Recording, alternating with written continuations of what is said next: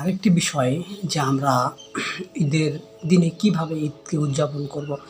ঈদ শব্দের অর্থ হলো খুশি, আনন্দ প্রকাশ করা। তো এই খুশি আমরা কিভাবে পালন করব? বিষয় হলো, এই খুশিটা হলো রাসূলুল্লাহ সাল্লাল্লাহু আলাইহি সাল্লাম বলছেন যে তোমরা তোমাদের পরিবারের সঙ্গে সময় কাটাও, পরিবারের লোকজনকে সময় দাও। কিন্তু আমরা লক্ষ্য করলে দেখতে পাচ্ছি যে ঈদের দিনে মানুষ বিভিন্ন গান বাজনা, তারপরে হলো মানে বেরিল্লাপানার অবাধ মেলামেশা, মানে তারা অবাধভাবে যুবক যুবতী তারা ঘোরাফেরা করতেছে বিভিন্ন পার্কে, নারী পুরুষের অবাধ মেলামেশা। কিন্তু এটা কিন্তু ঈদের করণীয় নয়। ঈদের করণীয় হলো তার পরিবারের লোকজনের সঙ্গে সময় কাটানো, তাদের সঙ্গে একটু সময় ব্যয় করা, তাদের সাথে একটু সময় দেওয়া।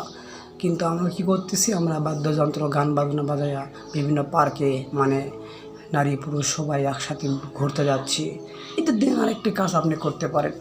ঈদের দিনে হালাল যেগুলো খেলা, এই খেলাগুলো আপনি খেলতে পারেন। খেলার আয়োজন করা যায়, এতে কোনো সমস্যা হয় না।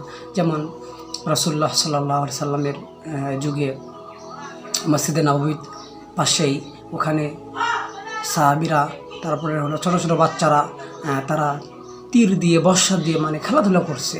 আম্মা জান আয়েশা সিদ্দিকা রাদিয়াল্লাহু তাআলা আনহা থেকে বর্ণিত, তিনি বলেন যে আমি নবী সাল্লাল্লাহু আলাইহি সাল্লামের পিছন থেকে আমি এই খেলাগুলো দেখেছি। তো ঈদের দিনে খেলাধুলার আয়োজন করা যায়, কিন্তু এইভাবে অবাধ মেলামেশা, অবাধভাবে ঘোরাফেরা করা, এটা ঈদের দিনের কাম্য নয়, এটা ঠিক নয়।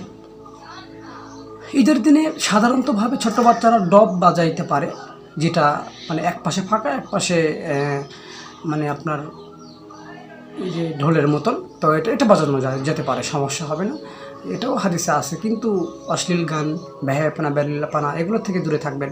আল্লাহ সুবহানাহু ওয়া তাআলা আমাদেরকে বোঝার তৌফিক দান করুক। আসসালামু আলাইকুম ওয়া রাহমাতুল্লাহি ওয়া বারাকাতুহু।